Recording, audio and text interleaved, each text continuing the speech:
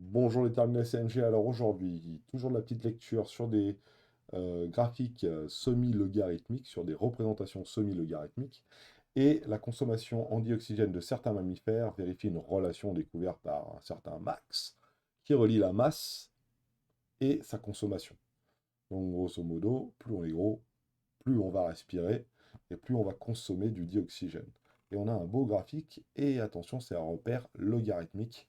Et vous voyez, on a l'écureuil qui est ici, le chat, l'homme et la vache. Et quand on regarde un petit peu, hein, ça c'est notre masse. Voilà. Et ça, c'est notre consommation en dioxygène. Donc vous voyez, si on voulait représenter sur le même graphique l'écureuil et la vache, on aurait été un peu embêté, parce que l'écureuil, lui, il fait 200 grammes, et la vache, elle, elle fait quasiment une tonne.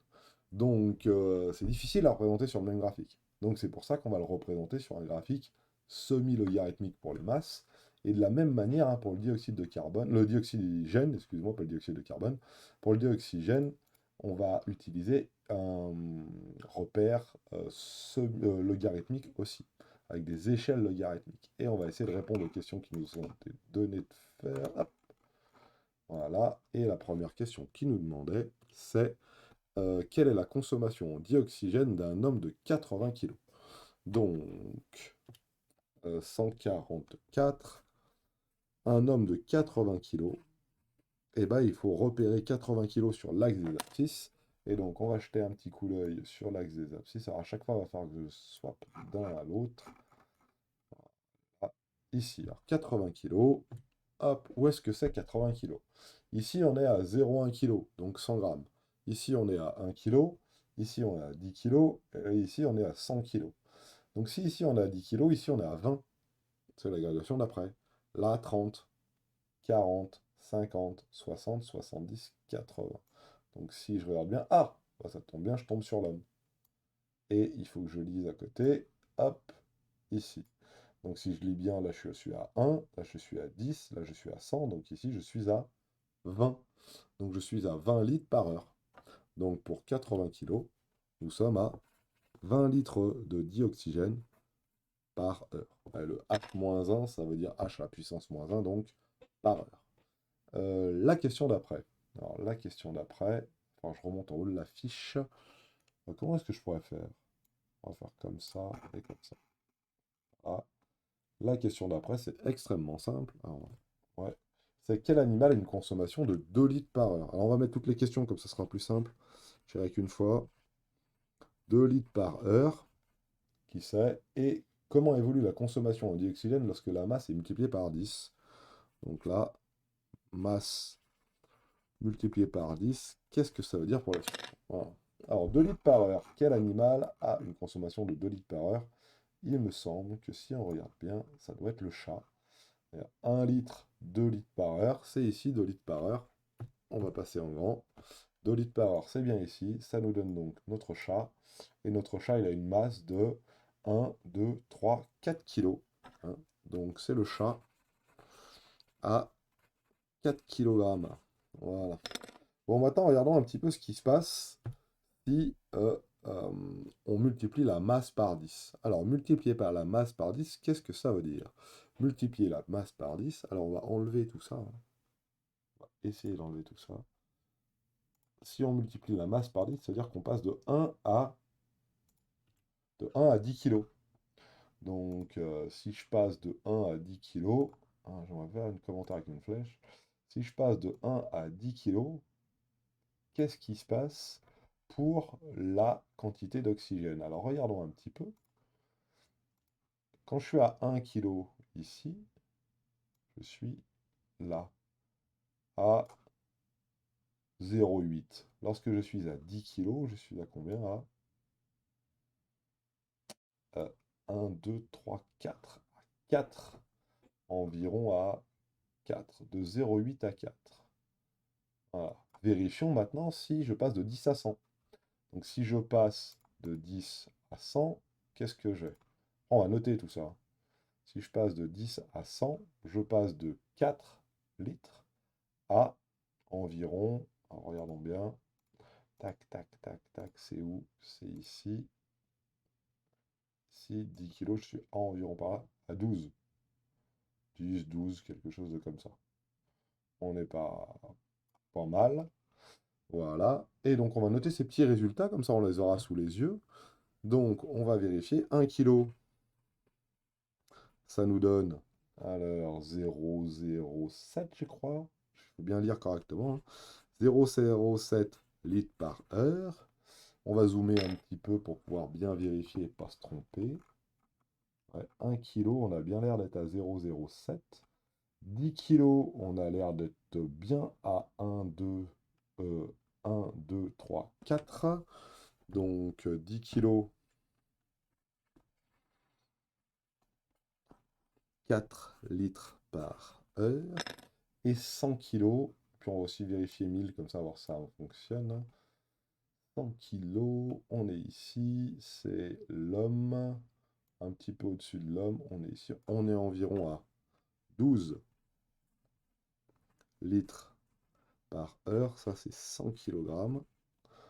Voilà, et regardons un petit peu pour 1000 kilos, voir si on voit quelque chose d'autre qui apparaît.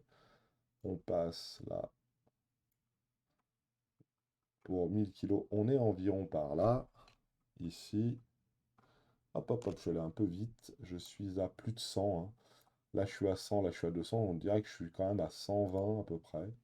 120, 110 kilos, et on va regarder qu'est-ce qui s'est passé. 120, 110 kilos, on est pas mal. Allez, 110 litres par heure. 1000 kilos. C'est à peu près ça, hein. On va bien vérifier nos acabis, mais ça a l'air d'être plutôt ça. Alors, qu'est-ce qui s'est passé? Bah déjà, il y a une petite erreur de lecture, hein. Regardez bien, l'homme qui est ici, c'est pas 12, mais c'est plutôt, on s'est pas trompé, 10, 11, 12, moi j'ai lu, mais non, c'est ici c'est 20, hein. Donc un petit peu au-dessus, ça doit être 20, 22, hein. 20, 21, 22, on va dire. Voilà. Et quand on note tout ça, regardez bien ce qu'on obtient, hein. On obtient pour 1 kg environ 0,7. Après on a 4, après on a 22, après on a 10. On a multiplié par 10 à chaque fois ici. Multiplié par 10, multiplié par 10, et on a multiplié par 10.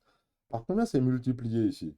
Bah, on peut faire un peu le rapport, hein. 4 divisé par 0,7, ça nous fait 4 divisé par 0,7, ça fait environ 5. 5,7 environ, fois 5,7 environ, environ, hein, bien sûr, hein, 5, 6. On va mettre la calculette, tac, pour bien vous le montrer. Menu, avec les erreurs près, hein, 0,7 divisé par 7 divisé par, oh, je vais pas y arriver, hein. 4 divisé par 0,7, ça fait environ 5,7. Donc on a environ multiplié par 5,7. Ici, 22 divisé par 4, ça fait environ 5,5. Voilà. Et maintenant, 110 divisé par 22, ça fait environ 5. Voilà, environ 5. Alors, c'est peut-être pas 110, hein. Peut-être un peu trompé, c'est peut-être un peu plus que 110. Ouais, c'est même, regardez bien le graphe, on va le regarder d'un peu plus près, hein. La lecture est pas énormissime. On va zoomer un petit peu par là. Là, je suis à 100. Là, je suis à 200. Oui, je suis pas à 110, hein. Je dois être à plus qu'à 110. Je dois être à 120, 130, hein. On est bien d'accord. Et puis voilà, environ, hein.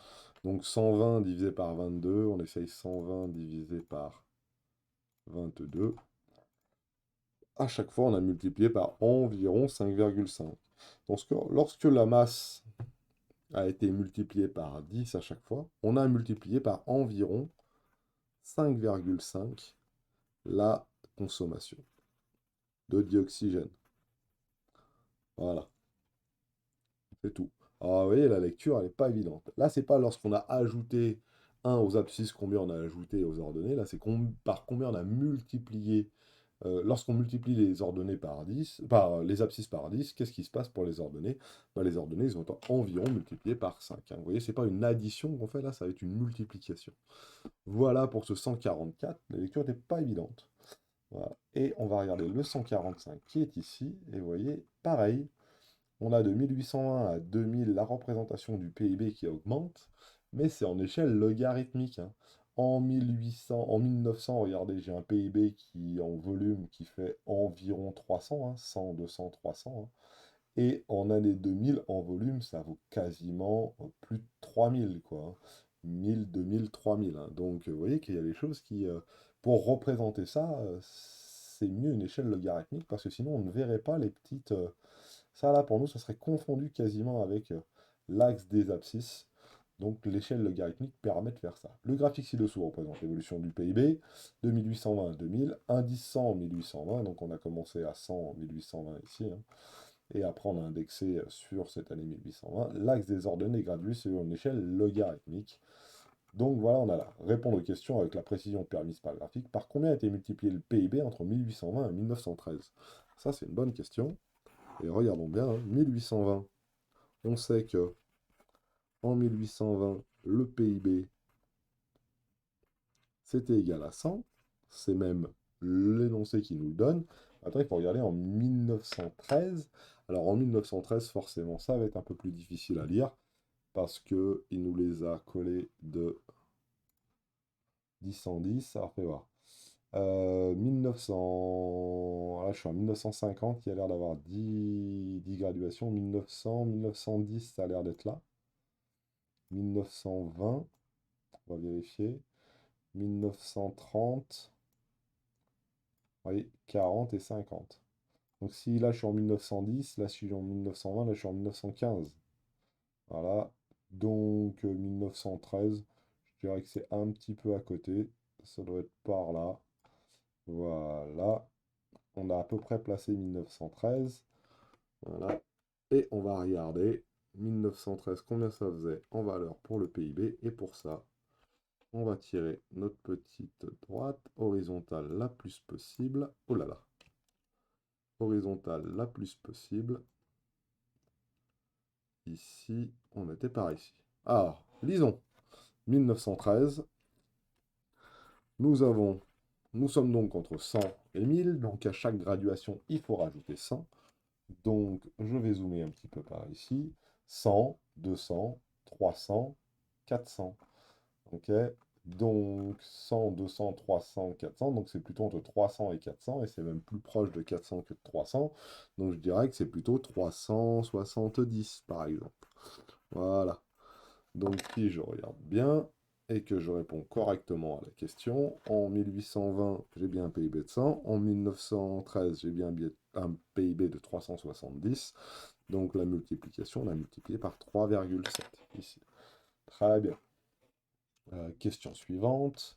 Entre 1820 et 1913, les points sont presque alignés. Justifiez que sur cette période, la croissance exponentielle du PIB était exponentielle. Et oui, parce que quand on a une échelle logarithmique comme celle-ci, si on a des points alignés,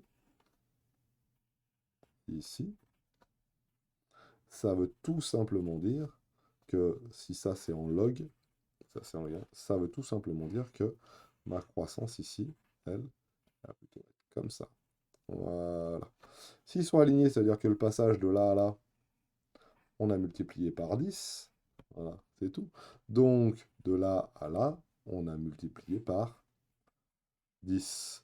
Et donc, ça va agrandir l'échelle, entre guillemets, hein, entre 1820 et 1913, en 1820 et 1913. Voilà. C'est justement le but de cette échelle logarithmique. Voilà. Ok. Et ça fait donc une croissance exponentielle. Quel est le taux d'évolution du PIB entre 1820 et 1913? Alors le taux d'évolution, c'est facile, hein. Regardez bien, hein. Alors ça, c'était le B. Ça, c'était le petit b. Voilà. Justification se fait avec la définition d'un repère logarithmique. Petit c, taux d'évolution entre 1820 et 1913, c'est VF moins VI sur VI. Dans notre cas, VF, c'est 370 moins 100 sur 100, ce qui fait donc 270.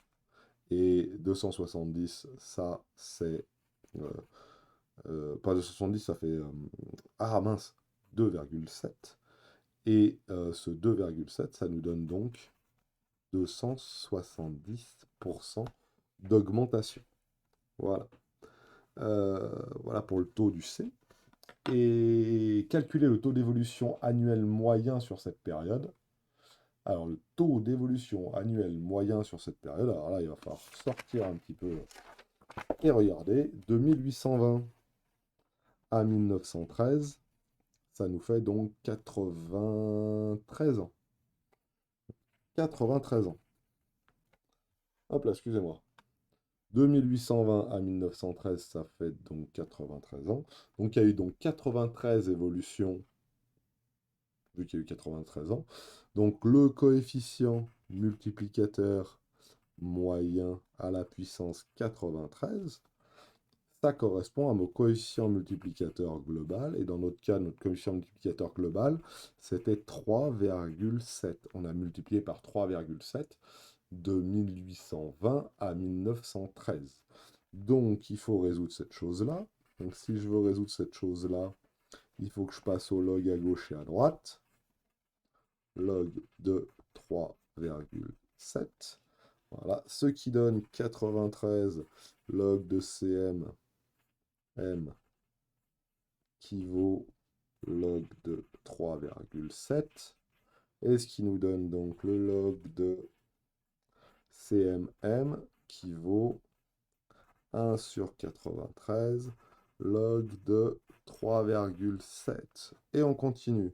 Ça nous fait donc le log de ce que je cherche là, qui est égal au log de 3,7 à la puissance 1,93.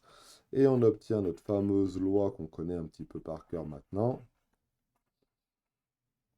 Voilà. Comment obtenir le coefficient multiplicateur moyen? Bah, si on a ça à résoudre, et ben c'est 3,7 à la puissance 1 sur 93. C'est ce qu'on avait obtenu ici, notre fameuse formule magique que j'avais donnée à l'intérieur du chapitre sur les exponentielles. Et il faut trouver maintenant combien ça fait, parce que là c'est bien, mais on n'a pas obtenu combien ça fait. Donc on va sortir la calculette. Et c'est parti, menu, on valide. 3,7 à la puissance 1 sur 93, il y a eu quand même 93 ans.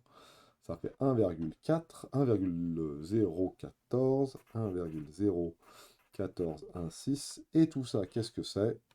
Mon taux moyen, c'est donc mon coefficient multiplicateur moyen, moins 1 fois 100. Et tout ça, quand on fait le calcul, moins 1, ça donne le 1 s'en va, il reste 1,416% par an. 1,416% par an. Alors c'est de l'inflation ou augmentation du PIB. Augmentation du PIB. Voilà pour le taux d'évolution moyen sur cette période. 93 ans. 93 ans d'évolution à 1,4% par an euh, tous les ans. Voilà. Analyser la même croissance du PIB sur 1950 et 1975. Alors 1950, c'est ici. Je lis combien?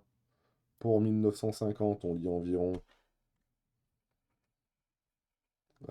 en PIB. On va dire qu'on est sur le trait ici. 100, 200, 300, 400, 500, 600, 700, 800, 900 000. Donc c'était 1900, 700. 1975. Eh ben 1975. Alors 1950, c'est ici.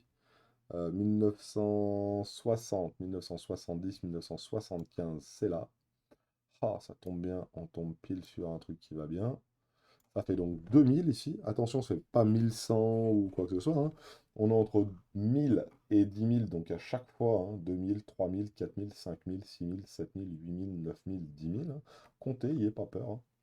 Donc, qu'est-ce que ça veut dire? Ça veut dire que mon taux d'évolution, c'est 2000 moins 700 sur 700. Combien ça fait en taux d'évolution? Bah, ça doit faire un taux d'évolution assez gros. 2000 moins 700, ou quasiment le même, à mon avis. Moins 700 sur 700. Qu'est-ce que j'ai fait comme bêtise? 2000 moins 700 sur 700, ça fait 1,85 2000 moins 700 sur 700, je ne me suis pas trompé, non. Qui fait fois 100, ça fait 185% d'augmentation. 5% d'augmentation. Ce qui fait un coefficient multiplicateur de... Alors, on divise par 100, on ajoute 1 de 2,85. Donc ça, c'est le taux, ce qui correspond à un coefficient multiplicateur de 2,85. Et alors attention, hein, pour passer des années 50 aux années 75, il n'y a eu que 25 ans, hein. Donc le coefficient multiplicateur moyen, c'est donc 2,85 à la puissance 1 sur 25. Hein, il n'y a eu que 25 ans de choses. Donc ça fait 2,85 à la puissance 1 sur 25. Alors je garde les résultats que j'ai dans mes calculatrices, hein. Ça marche bien. Et ça nous donne 1,42. 1,042. 8. Voilà. Ce qui donne environ plus 4,3% d'augmentation. Donc regardez bien, hein, dans les années 1820 jusqu'à 1873, on a une augmentation de 1,4% par an. Et là, par contre, 4,3% par an. Beaucoup plus dans les années 50 à 75. Et on peut faire la même chose pour les années 75 à 2000. Donc pour 75, ça tombe bien, j'ai déjà la valeur, elle vaut 2000, justement. Et pour les années 2000, donc on a donc comme valeur, et ben là il faut faire la lecture. On y va, les années 2000, c'était plutôt par ici. On va lire ici. Donc là je suis à 1000, 2000, 3000, allez, je suis à peu près à 3005, 3004 peut-être. 3005, 3004. Ok, allez, 3004 on va prendre. Ce qui nous donne un taux qui va être de 3004 moins 2000 sur 2000 fois 100, ce qui, je n'ai pas le fois 100, mais l'idée est bonne. 3004 moins 2000, ça fait 1400. Le tout divisé par 2000, le tout fois 100, ce qui fait 70% d'augmentation. Là, beaucoup moins, vous voyez, d'augmentation que entre 50 et 75, hein. Ici, on est carrément à 70%. Alors, je vais vérifier quand même pour ne pas me tromper, hein. Là, j'étais bien à 2000 et là, je suis à 3000, oui, 3004, 3005, hein. Ce qui donne un coefficient multiplicateur global de plus 70%, ça fait 1,70. Et ce qui donne un coefficient multiplicateur moyen de 1,70 à la puissance 1 sur 25. Il y a encore 25 ans entre les années 1975 et les années 2000. Et ce qui donne combien? Alors, il va falloir que je le fasse. Alors, plus 1. Ah, super, plus 1. Divisé par 100 plus 1. Divisé par... alors, pom, pom, pom, pom, pom, on recommence. 1,70 à la puissance... N'importe quoi ça. 1,25e. Et là, on va avoir normalement... Voilà, 1,021, ce qui donne un taux d'évolution de plus 2,1% par an. Donc ça, c'est les taux d'évolution annuels, hein. Donc vous voyez bien que l'augmentation massive du PIB a été faite entre les années 75 et entre les années 50 et les années 75. Après, ça s'est bien ralenti. Voilà, on n'a pas dû trop se tromper dans les valeurs. Il faut juste vérifier ici, mais normalement c'est bon, hein. Juste parce que j'ai un petit doute. 2000 moins 700, ça fait 1300. 1300 divisé par 700, pas trompé, 185, 1,85, donc 185%, ce qui fait un coefficient multiplicateur de 2,85. Et là, on est bon. Voilà pour les résultats de ce 140, 145. Celui-là était long, hein. Celui-là était long. Est-ce qu'il y a d'autres questions? Non, il n'y a pas d'autres questions. Ça, c'est un exercice qui est intéressant, surtout quand on va analyser un petit peu l'économie d'un pays. Voilà, bonne journée à tous.